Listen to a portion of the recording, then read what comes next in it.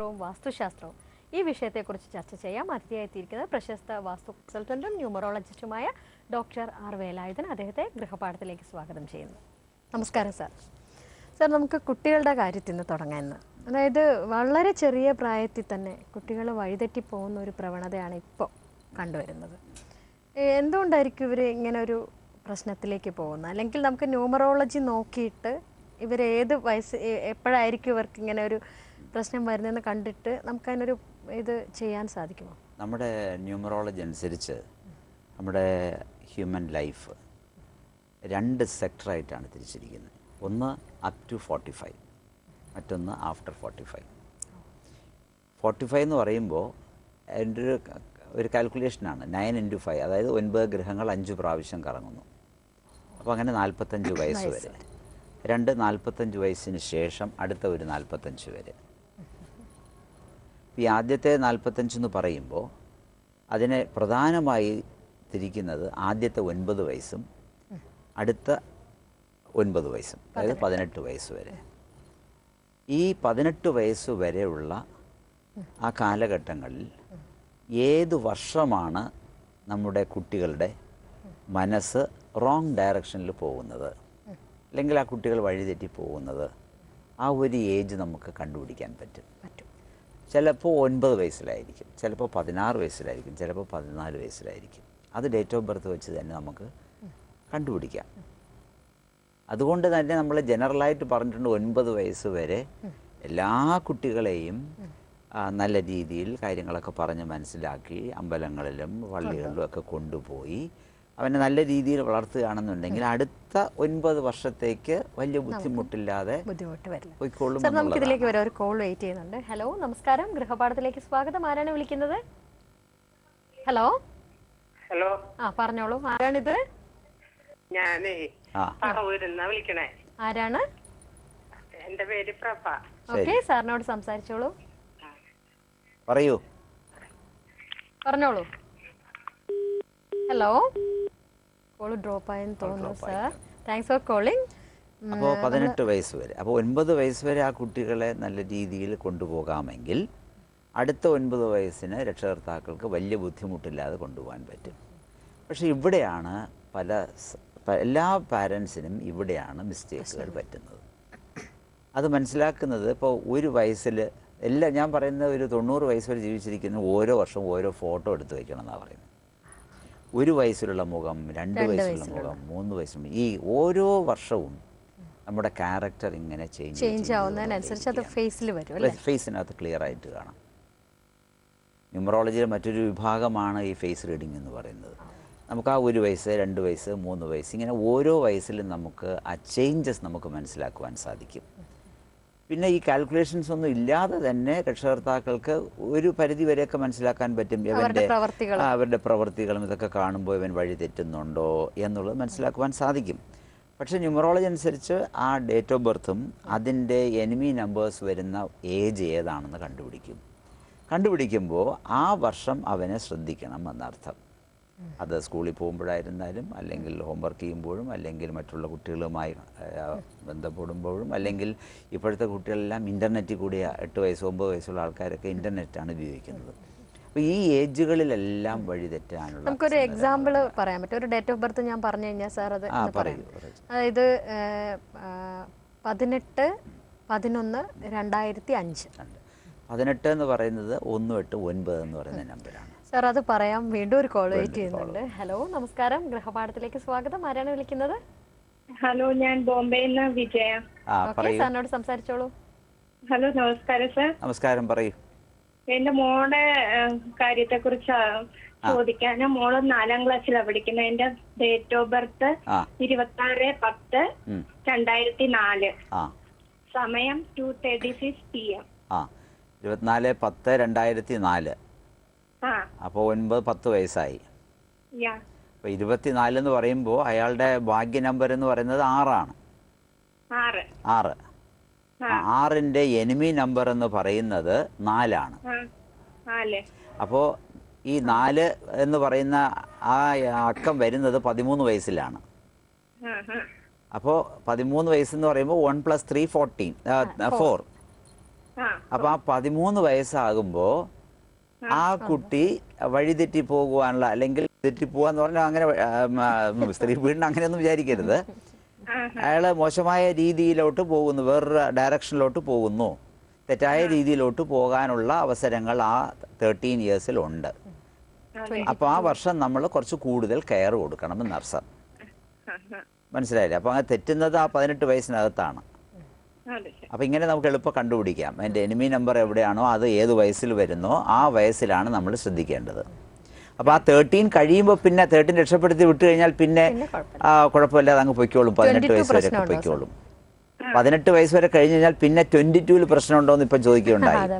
18 വയസ്സ് വരെ ക്ലിയർ ആകുകയാണെന്നുണ്ടെങ്കിൽ 22 ഒക്കെ നമുക്ക് സ്വയം മനസ്സിലാക്കുവാനും അതനുസരിച്ച് തീരുമാനം എടുക്കുവാനും കുട്ടിക്ക് സാധിക്കും. അതുകൊണ്ട് ആ 22 കെയർ ആകേണ്ട കാര്യമില്ല. 13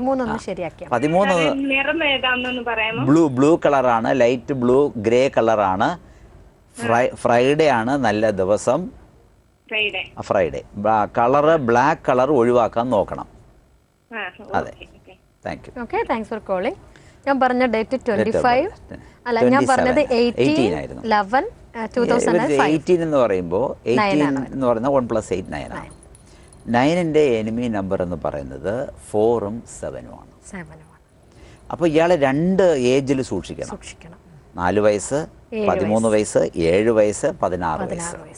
ഈ 4 ഏജിൽ ഇയാളുടെ ശ്രദ്ധ വേറെ പല ഡയറക്ഷൻസിലേക്ക് പോകും. 13, 16. അതെ, 7ഉം 4ഉം വരുന്നതിനകത്ത്. അല്ല, ഇപ്പം 7 കഴിഞ്ഞല്ലോ. 7 കഴിഞ്ഞു. അല്ല, ഞാൻ പറയണം ആദ്യമേ വേണം. അപ്പോൾ 7 ചിലപ്പോൾ കുട്ടികൾ 4 വയസ്സാകുമ്പോഴേ പറയാറുണ്ട്, അയ്യോ ഭയങ്കര അക്രമമാണ്, അവനെ എല്ലായിടത്തും പൊട്ടിക്കുന്നു എന്നൊക്കെ പറയാറില്ലേ. അതുപോലെ അപ്പോൾ ക്യാരക്ടർ അങ്ങനെ നമ്മൾ എക്സ്റ്റെൻഡ് ചെയ്ത് കൊണ്ടുപോകാൻ സമ്മതിക്കരുത്.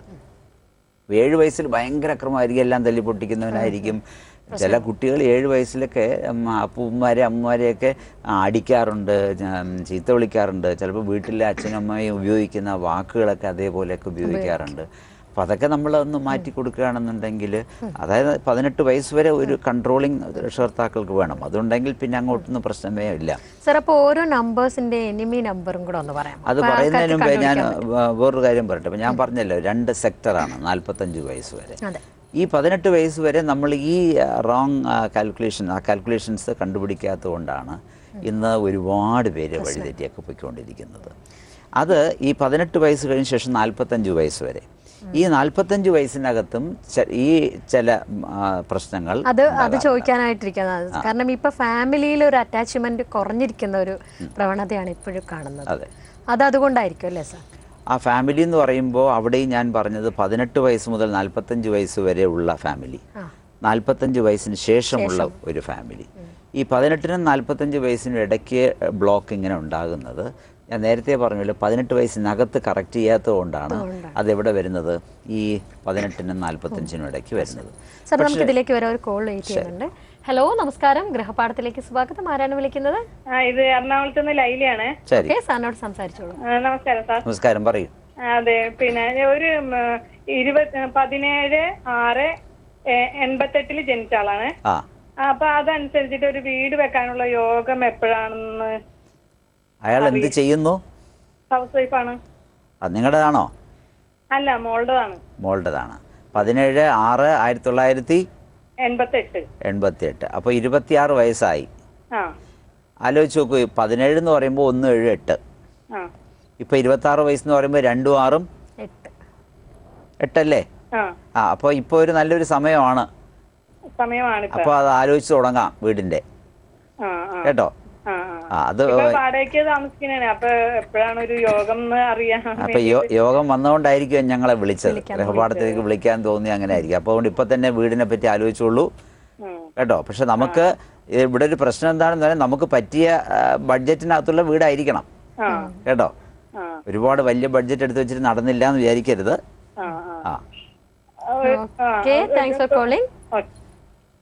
അപ്പോൾ നമ്മൾ ഫാമിലിയിലേക്ക് വന്നായിരുന്നു. അപ്പോൾ ആ 18 വയസ്സിനകത്ത് കറക്റ്റ് ചെയ്യാൻ പറ്റാത്തതെല്ലാം അതിൻ്റെ റിയാക്ഷൻസ് ഈ 18 മുതൽ 45 വയസ്സ് വരെയുള്ള ഇടയിലും വരും. അപ്പോഴാണ് നമ്മുടെ അഭിപ്രായ വ്യത്യാസങ്ങളെല്ലാം വരുന്നത്.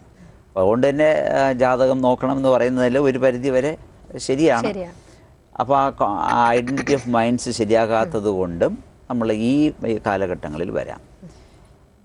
45 വയസ്സിന് ശേഷം ഗ്രാഫ് ഇങ്ങനെ താഴോട്ട് പോവുകയാണ്. 1 വയസ്സ് മുതൽ 45 വയസ്സ് വരെ ഇങ്ങനെ കയറിപ്പോയി 45-ന് ശേഷം നേരെ താഴോട്ട് പോവുകയാണ്. അത് ശ്രദ്ധിച്ച് നോക്കിയിരുന്നാൽ 45 വയസ്സ് കഴിയുമ്പോൾ 45 വയസ്സ് വരെ വലിയ പുലി പോലെ ഇരുന്ന വലിയ ദേഷ്യത്തിലുണ്ടായിരുന്ന ആൾക്കാരെല്ലാം ആഫ്റ്റർ 40 ആ ദേഷ്യമൊക്കെ കുറച്ച് വളരെ സോഫ്റ്റായിട്ട് വരാറുണ്ട്. അതുപോലെ ഒന്നും സംസാരിക്കാത്തവനാണെന്നുണ്ടെങ്കിൽ 45 വയസ്സിന് ശേഷം സംസാരിക്കാൻ തുടങ്ങിയിട്ടുണ്ട്. അതുപോലെ എന്ത് കാര്യത്തിനും എതിർപ്പ് പറയുന്നവർ കാണും ഈ 45 ഇയേഴ്സ് വരെ. അവരെല്ലാവരും നേരെ തിരിഞ്ഞ് പോസിറ്റീവായിട്ട് സംസാരിക്കുന്നു.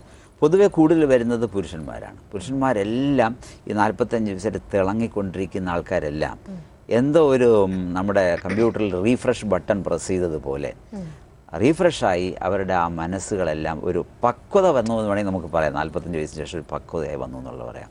പക്ഷേ 45 വയസ്സിന് ശേഷം ഇങ്ങനെ അവരുടെ ആ ലൈഫും സ്ലോ ഡൗൺ ആയി പോയി ഇങ്ങനെ 50 വയസ്സാകുമ്പോൾ വളരെ വീക്കാകുന്നു, 55 കുറച്ചുകൂടെ വീക്കാകുന്നു.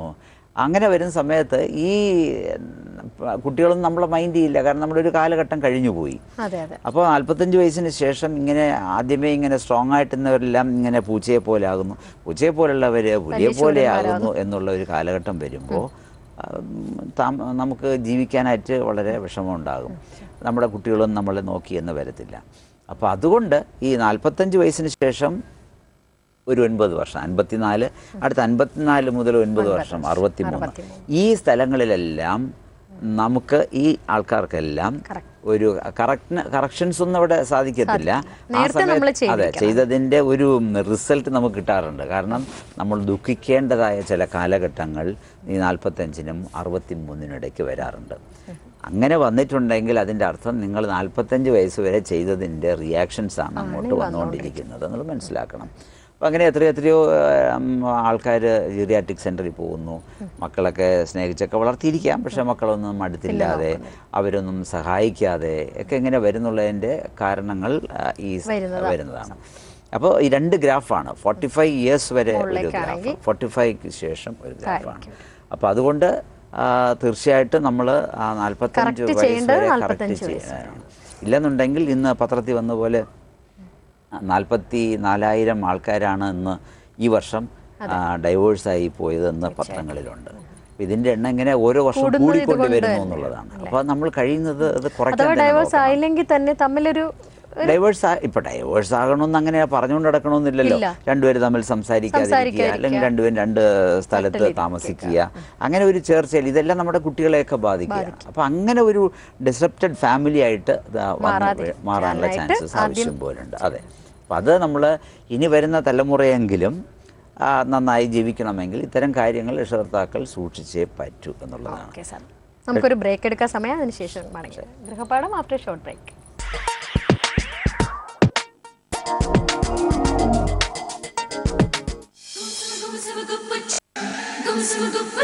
ഒരു വിപ്ലവകരമായ മാറ്റം കൊണ്ടുവന്നത് AR റഹ്മാനാണ്.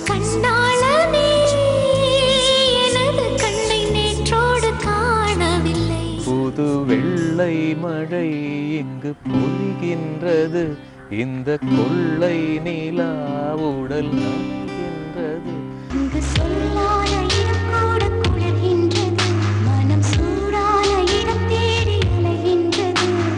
ഇസൈ നേരം ഇന്നു രാത്രി 10-ന്.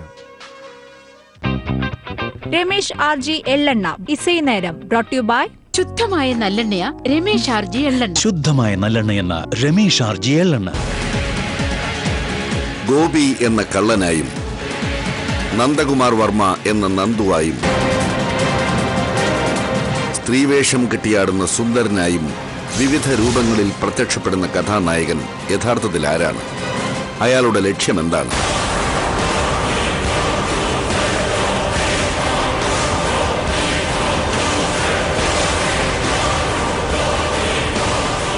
ഉത്കണ്ഠയുണർത്തുന്ന കഥാമുഹൂർത്തങ്ങൾക്കായി കാത്തിരിക്കുക.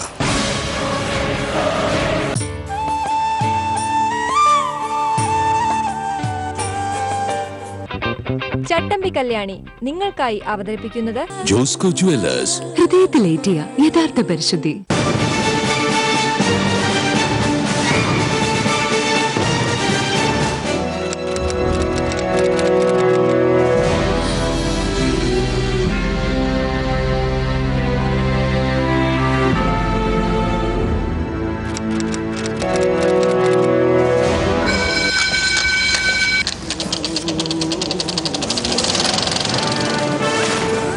Atlas jewellery Indian cinema at 100 എല്ലാ ശനിയാഴ്ചയും രാത്രി 7-ന്.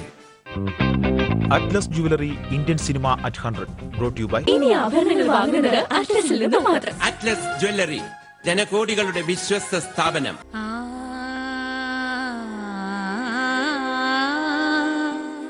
അനശ്വര ഗാനങ്ങൾ,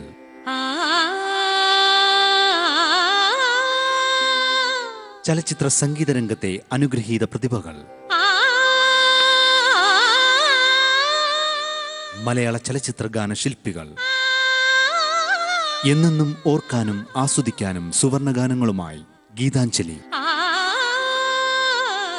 അറ്റ്ലസ് ജ്വല്ലറി ഗീതാഞ്ജലി തിങ്കൾ ചൊവ്വ ദിവസങ്ങളിൽ രാത്രി 7:30. Atlas jewellery Geethanjali. ഇനി ആഭരണങ്ങൾ വാങ്ങുന്നത് അറ്റ്ലസിൽ നിന്ന് മാത്രം. അറ്റ്ലസ് ജ്വല്ലറി ജനകോടികളുടെ വിശ്വസ്ത സ്ഥാപനം. വനിതാ മാഗസിനിട്ടിരിക്കുന്ന പേര് അവൾ എന്നാണ്. Variety of advertisement. മദ്യം എന്ന വിപത്ത് നല്ല രീതിയിലാണ് കൊടുത്തത്. പക്ഷെ അതേപോലെ അടുത്ത ടൈറ്റിൽസും വരുമ്പോൾ അതിനൊരു യൂണിറ്റി ഇല്ലാതെ മാറിപ്പോകുന്നു. ഇപ്പോൾ ഉള്ള പ്രൊഫഷണൽസ് ചെയ്യുന്ന ഒരു മാഗസിന്റെ ഒരു ലുക്കുണ്ട്. Malabar gold and diamonds Grihalakshmi എല്ലാ വ്യാഴാഴ്ചയും വെള്ളിയാഴ്ചയും രാത്രി 7:30. Malabar gold and diamond Grihalakshmi powered by aroma fresh presented by ARMC brought you by. കണ്ടാലെങ്ങനെ ശരിക്കും കരീനെ പോലെ ഉണ്ടല്ലേ. Malabar golden diamonds celebrate the beauty of life. Aroma fresh, ഇനി വെജിറ്റബിൾസ് കഴിക്കാം ഭയമില്ലാതെ. Aroma fresh. ആർക്കും താങ്ങാവുന്ന ചിലവിൽ ഒരു ക്ലിനിക് ഉണ്ട്. കേരളത്തിലെ ഏറ്റവും വലിയ IVF ചികിത്സാ കേന്ദ്രം ARMC.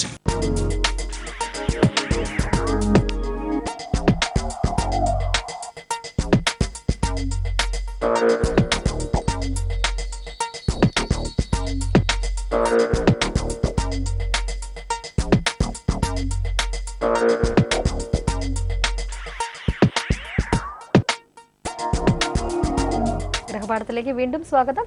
നമ്മൾ ചർച്ച ചെയ്തുകൊണ്ടിരിക്കുന്നത് സംഖ്യാശാസ്ത്രത്തെയും വാസ്തുശാസ്ത്രത്തെയും കുറിച്ചാണ്. അതിഥിയായിത്തിരിക്കുന്ന പ്രശസ്ത വാസ്തു കൺസൾട്ടൻറ്റും ന്യൂമറോളജിസ്റ്റുമായ ഡോക്ടർ ആർ വേലായുധൻ.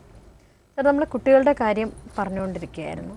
ഇപ്പം നമ്മൾ എനിമി നമ്പേഴ്സിനെ കുറിച്ച് പറഞ്ഞല്ലോ. അപ്പോൾ ഓരോ നമ്പേഴ്സിൻ്റെയും നമ്പറിൻ്റെയും എനിമി നമ്പേഴ്സ് പറഞ്ഞു കഴിഞ്ഞാൽ അവർക്ക് കുറച്ചുകൂടെ ഒന്ന് മനസ്സിലാക്കാൻ സാധിക്കും. ആ വയസ്സിൽ നമുക്ക് കുട്ടികളെ കറക്റ്റ് ചെയ്യാൻ പറ്റും. ഒരു 1, 10, 19 ഈ 28 ഈ തീയതികൾ ജനിച്ചവരുടെ ഭാഗ്യ നമ്പർ 1 ആണ്.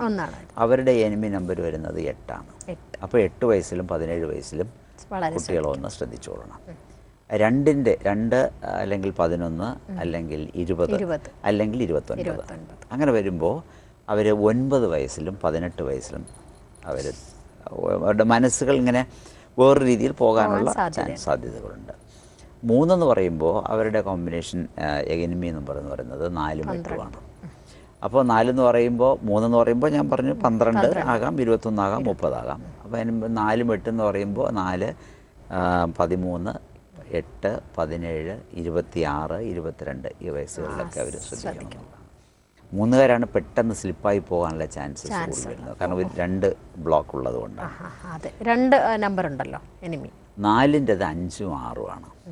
അവരിതേപോലെ 5ഉം 6 എന്ന് പറയുമ്പോൾ 5 വയസ്സുണ്ട്, 14 വയസ്സുണ്ട്, 6 വയസ്സുണ്ട്, 15 വയസ്സുണ്ട്. അപ്പോൾ ഈ വയസ്സുകളിൽ നമുക്ക് ശ്രദ്ധിക്കണം. 6 എന്ന് പറയുമ്പോൾ 4 ആണ്. 4 എന്ന് പറയുമ്പോൾ 13 മാത്രം. 13 അല്ലെങ്കിൽ 4. ദെൻ 7. 5ൻ്റെ പറഞ്ഞു 5ൻ്റെ ആണെങ്കിൽ 4 ആണ്. 4 മാത്രമാണ്. 7ൻ്റെതാണെന്നുണ്ടെങ്കിൽ 9 ആണ്. അപ്പോൾ 9 എന്ന് പറയുമ്പോൾ 9ഉം 18ഉം ആണ്. 8 എന്ന് പറയുമ്പോൾ 1 ആണ്. അപ്പോൾ 1 വയസ്സ് അതിൽ നോക്കാനില്ല. 10 വയസ്സ് നോക്കുക. 1 വയസ്സ് നോക്കാനില്ലെന്ന് പറഞ്ഞാൽ 1 വയസ്സിൽ പുള്ളി ഒരുപാട് അക്രമങ്ങളൊക്കെ കാണിക്കും, ഒരുപാട് സംസാരിക്കും, ഒരുപാട് ആക്ഷൻസ് കാണിക്കും. അത് നമുക്ക് ആ കുട്ടികൾ ഇപ്പോൾ ചില കാര്യങ്ങളൊക്കെ കുട്ടികൾ ഉറങ്ങുമ്പം തന്നെ ഉറങ്ങിക്കിടക്കുന്ന കുട്ടികളെ കാണുമ്പോൾ നമുക്കറിയാൻ സാധിക്കും. അത് ചിരിക്കുന്നുണ്ടോ, നോർമൽ സ്ലീപ്പാണോ, അല്ലെങ്കിൽ ദേഷ്യഭാവത്തോടെയാണോ. ഇതെല്ലാം ക്യാരക്ടർ ആ ഫേസിനകത്ത് ഉറങ്ങിക്കിടക്കുന്ന കുട്ടികൾ ഒരു 3 വയസ്സ് വരെയുള്ള കുട്ടികൾ നമുക്ക് കണ്ടാൽ നമുക്ക് മനസ്സിലാക്കാൻ സാധിക്കും. പിന്നെ 9ൻ്റെ എന്ന് പറയുമ്പോൾ 9, 18, 27 അവർക്ക് 4 വയസ്സ്, 13 വയസ്സ്. അപ്പോൾ ഈ വയസ്സുകളിൽ നമ്മൾ ശ്രദ്ധിക്കണം എന്നർത്ഥം. ഇതൊക്കെ പറഞ്ഞെങ്കിലും ആരും ശ്രദ്ധിക്കാറില്ല എന്നുള്ളതാണ്. അതാണ്. എന്നിട്ട് കുട്ടികളെ കുറ്റം പറയുക, രക്ഷകർത്താക്കളുടെ കുറ്റങ്ങൾ ആ കുട്ടികളുടെ പേരിൽ അടിച്ചേൽപ്പിക്കുക എന്നുള്ളതാണ്. ഇനി ഇതൊന്നും നോക്കാൻ ചിലപ്പോൾ ചില ഫാമിലിയിൽ സാധിച്ചില്ല എന്ന് വരും, ഇന്നത്തെ തിരക്കൊക്കെ കാരണം. പക്ഷെ അതെല്ലാം ആ 18 വയസ്സ് മുതൽ 45 വയസ്സ് വരെയുള്ള ഫാമിലിയിൽ റിഫ്ലക്റ്റ് ചെയ്തിട്ടുണ്ട്. അപ്പോൾ അപ്പോൾ ഒരു കാര്യം മനസ്സിലാക്കണം. ഇപ്പോൾ ഇതിനിടയ്ക്ക് 24 വയസ്സായ ഒരു കുട്ടി കല്യാണം കഴിഞ്ഞ് ഭർത്താവുമായിട്ട് സ്വരച്ചേർച്ച ഇല്ലാതെ വരുന്ന സമയത്ത് ജസ്റ്റ് ഒന്ന് റിവേഴ്സ് ഒന്ന് പോയി നോക്കുക. അതെ, നിങ്ങൾ എങ്ങനെയാണ് വളർന്നത്, നിങ്ങളെ ഇതുപോലെ കണ്ണിക്കാനുണ്ടായിരുന്നോ, കണ്ണിച്ചാണോ വളർന്നത് എന്നുള്ളത് നോക്കിക്കഴിഞ്ഞാൽ കറക്റ്റായിട്ട് പിടികിട്ടും. അപ്പോൾ നമ്മൾ അത് മനസ്സിലാക്കിക്കൊണ്ട് ലൈഫ് അഡ്ജസ്റ്റ് ചെയ്ത് പോവുക, അതായിരിക്കണം നമുക്ക് വേണ്ടത്. അങ്ങനെ അഡ്ജസ്റ്റ് ചെയ്ത് പോകാത്തത് കൊണ്ടാണ് ഇതൊക്കെ സംഭവിക്കുന്നത്. സാർ, നമുക്കൊരു കോൾ വെയിറ്റ് ചെയ്യുന്നുണ്ട്, ഇതിലേക്ക് വരാം. ഹലോ, നമസ്കാരം, ഗൃഹപാഠത്തിലേക്ക് സ്വാഗതം. ആരാണ് വിളിക്കുന്നത്? തങ്കമണി തൃശ്ശൂരിൽ നിന്നാണ്. ഓക്കെ, സാറിനോട് സംസാരിച്ചോളൂ. ഹലോ, പറയൂ മാഡം. തങ്കമണി തൃശ്ശൂരിൽ നിന്നാണ്. പറഞ്ഞോളൂ. ലക്കി നമ്പർ അറിയാണ്. എന്റെ ആരുടേതാണ്? 1165. എന്താ? 18-11-65. ആരുടേതാണ്? തങ്കമണി. 18ന്റെ ലക്കി നമ്പർ 9ഉം 5ഉം ആണ് കേട്ടോ. ചൊവ്വാഴ്ചയാണ് നല്ല ദിവസം. കളറ് ചുവന്ന സാരി, ചുവന്ന പട്ട് സാരി കൊടുക്കാൻ നോക്കൂ. ചുരിദാറും കുഴപ്പമില്ല. അതെ, ചുവപ്പ് കൂടുതൽ ഉപയോഗിക്കുക. ബാക്കി അതിൻ്റെ കൂടെ ഡിസൈൻസ് ബ്ലാക്ക് കളർ വരാതിരുന്നാലും മതി. 18-11-65. 65 പറഞ്ഞേ? അപ്പോൾ 48 വയസ്സ് കഴിഞ്ഞല്ലോ, ഇനി വിവാഹത്തിനെ പറ്റി ആലോചിക്കണോ?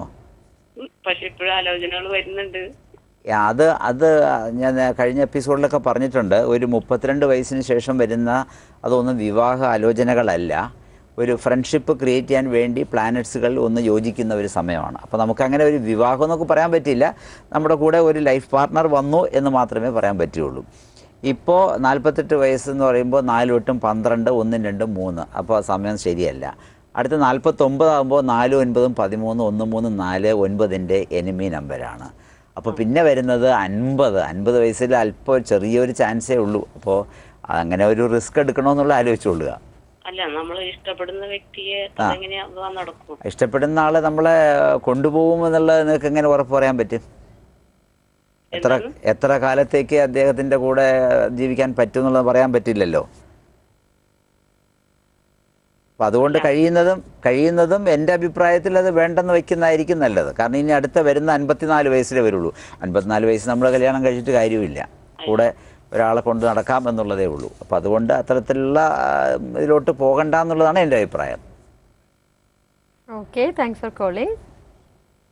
നമ്മുടെ എല്ലാ കാര്യങ്ങളിലും ഇപ്പോൾ അഡ്വർടൈസ്മെൻറ്റിൽ തന്നെ 2 സ്റ്റാർ കൊടുത്തിട്ടുണ്ട്, ടേംസ് ആൻഡ് കണ്ടീഷൻസ് അപ്ലൈ ഇല്ലേ?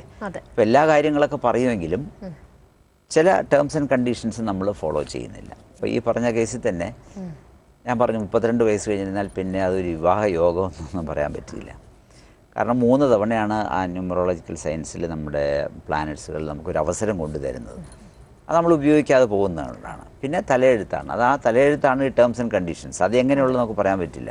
ഒരാളെങ്ങനെ മരിക്കും അല്ലെങ്കിൽ എങ്ങനെ ജീവിക്കും. ഇപ്പോൾ നമുക്ക് നമ്മുടെ അമ്മമാരൊക്കെ കുട്ടികളെ 9 മാസം സൂക്ഷിച്ചാണ് പ്രസവിക്കുവാൻ വേണ്ടി ആശുപത്രികളിലൊക്കെ കൊണ്ടുപോയി പ്രസവിക്കുന്നതിന് മുമ്പേ ഒരുപാട് പ്രാർത്ഥനകളൊക്കെ ചെയ്ത് എങ്ങനെയെങ്കിലും കുട്ടിയും അമ്മയും നല്ല രീതിയിൽ വരണേ എന്ന് പ്രാർത്ഥിക്കുന്നു. പക്ഷേ പുറത്തു വരുമ്പോൾ എന്തെല്ലാം സംഭവിക്കുന്നു, ചിലപ്പോൾ കുട്ടി മരിക്കുന്നു, അമ്മ മരിക്കുന്നു.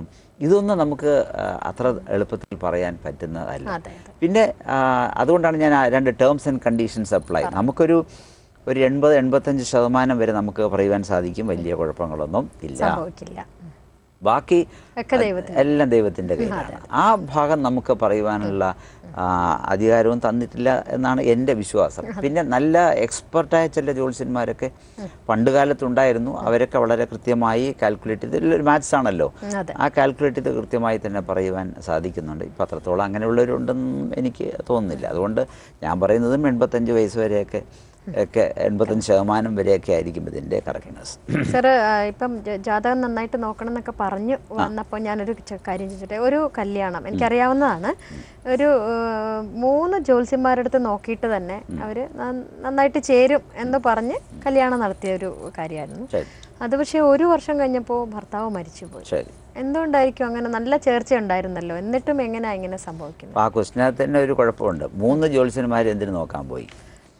ഒന്ന്, ആദ്യത്തെ ജ്യോത്സ്യൻ പറഞ്ഞത് വിശ്വാസമില്ല, അല്ലെങ്കിൽ ആദ്യത്തെ ജ്യോത്സ്യൻ വേണ്ട എന്ന് പറഞ്ഞു, പക്ഷേ രക്ഷകർത്താക്കൾക്ക് ആ ഒരു പ്രപ്പോസൽ നല്ല ഒരു പ്രപ്പോസലാണ്, അപ്പം അതുകൊണ്ട് നടത്തണം എങ്ങനെയെങ്കിലും. അപ്പോൾ ഇനി അടുത്ത ഒരുത്തൻ ഒന്ന് കൊള്ളാമെന്ന് പറയുമെങ്കിൽ നമുക്ക് നടത്താമല്ലോ എന്ന് വിചാരിക്കും. അങ്ങനെ രണ്ടാമത്തെ ആളുടെ അടുത്ത് പോകും. രണ്ടാമത്തെ ആളുടെ അടുത്ത് പോകുമ്പോൾ അയാളും പറയുമ്പോൾ 2 പേര്, ഒരാൾ വേണമെന്ന് പറയുന്നു, ഒരാൾ വേണ്ടെന്ന് പറയുന്നു. അപ്പം നമുക്കൊരു ഒന്നുകൂടെ ഫൈനൽ, ഒന്നിൽ പഴച്ചാലും 3 എന്ന് പറയുന്ന പോലെ തേർഡ് ഒപ്പീനിയനിലോട്ട് പോകുന്ന സമയത്ത് അയാൾക്ക് അറിയാൻ സാധിക്കും ഇവർ 2 സ്ഥലത്ത് നോക്കിയിട്ട് വന്നതാണെന്നും ഇവരുടെ സംസാരങ്ങൾ കേൾക്കുമ്പോൾ ഇവർക്ക് എങ്ങനെയെങ്കിലും നടത്തണം. അപ്പോൾ നമ്മുടെ ഗവൺമെൻറ്റിലൊക്കെ ഈ റെക്കോർഡ് വേണമെങ്കിൽ ഈ ചേർക്കുന്ന രീതിയിൽ എന്തെല്ലാം സെൻറ്റൻസ് ഇതിൽ ചേർക്കാം, ഉത്തമമാകുന്നു, വേണമെങ്കിൽ ചേർക്കാം, ചേർക്കുന്നതിൽ തെറ്റില്ല, ഇങ്ങനെ ചില വാചകങ്ങളൊക്കെ ഉണ്ടല്ലോ. അപ്പോൾ അതിനകത്ത് കുഴപ്പമില്ല, ഒരു മധ്യമമായി അങ്ങ് ചേർക്കാം, പിന്നെ കുറേയൊക്കെ അഡ്ജസ്റ്റ് ചെയ്തൊക്കെ പൊയ്ക്കോളണം എന്നുള്ള രീതിയിലായിരിക്കും പറയുക. അപ്പോൾ അങ്ങനെ 1 വർഷം കഴിഞ്ഞു അങ്ങനെ മരിച്ചു എന്ന് പറയുമ്പോൾ അങ്ങനെ മരിക്കുന്നതിനും ചില ആൾക്കാർക്ക് യോഗമുണ്ട്. കല്യാണം കഴിഞ്ഞതിന് ശേഷം മരിക്കണമെന്നും, കല്യാണം ജസ്റ്റ് മുമ്പായിട്ട് മരിക്കണമെന്നും, ആക്സിഡൻറ്റിൽ മരിക്കണമെന്നുള്ള യോഗങ്ങളെല്ലാം ഹൊറോസ്കോപ്പിൽ മിക്കവാറുമൊക്കെ നമുക്ക് കണ്ടുപിടിക്കുവാൻ സാധിക്കും. പക്ഷേ ആക്സിഡൻറ്റിൽ തന്നെ മരിക്കുമെന്നൊന്നും ഹൊറോസ്കോപ്പിൽ കണ്ടുപിടിക്കാൻ പറ്റത്തില്ല. അവിടെ എന്തോ ഒരു ചെറിയൊരു പന്തികേട് കാണുന്നുണ്ട്. അപ്പോൾ അതുകൊണ്ടാണ് ഞങ്ങളൊക്കെ പറയുന്നത് ആ 1 വർഷം കഴിയട്ടെ എന്ന് പറയുന്നത്. ഇപ്പോൾ ചില ഹോറോസ്കോപ്പുകാരും പറയാറില്ലേ, 22 നടന്നില്ലെങ്കിൽ ഇനി അടുത്ത 29 ഉള്ളൂ.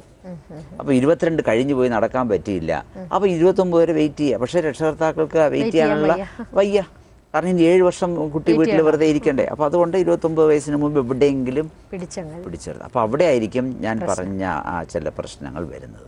അപ്പോൾ അങ്ങനെ നോക്കിയിട്ട് മരിച്ചു എന്നുണ്ടെങ്കിൽ മരിക്കുന്നതിനും എന്തെങ്കിലും ഒരു കാരണം ദൈവം തന്നിട്ടുണ്ട്. അപ്പോൾ അതനുസരിച്ച് ഇതായിരിക്കും ഒരു കാരണം. അതുകൊണ്ട് ദൈവത്തിന് നമ്മൾ കുറ്റം പറഞ്ഞിട്ട് കാര്യമില്ല, ന്യൂമറോളജിയോ അല്ലെങ്കിൽ സയൻസിനെയോ കുറ്റം പറഞ്ഞിട്ട് കാര്യമില്ല. ഇപ്പോഴേ അവിടെ നമുക്ക് 2 സ്റ്റാർ കോട്ട് ചെയ്യാം. എന്താണ്? Terms and conditions apply. ഇതൊക്കെ ശരിയാണെന്നുണ്ടെങ്കിലും എന്തെങ്കിലും സംഭവിക്കാം. അതുകൊണ്ട് ഇത്തരം കാര്യങ്ങൾ ഒരുപാട് നമുക്ക് എഴുതി വയ്ക്കാറുണ്ട്. നിങ്ങളുടെ സംശയങ്ങളെല്ലാം കഴിയുന്നതും എൻ്റെ ഇമെയിൽ അഡ്രസ്സിൽ അയക്കുക. rvelaithan@yahoo.com ആണ്. അതിനകത്ത് @yahoo.com അതിനകത്ത് അയക്കുന്നതായിരിക്കും കുറച്ചുകൂടി നല്ലത്.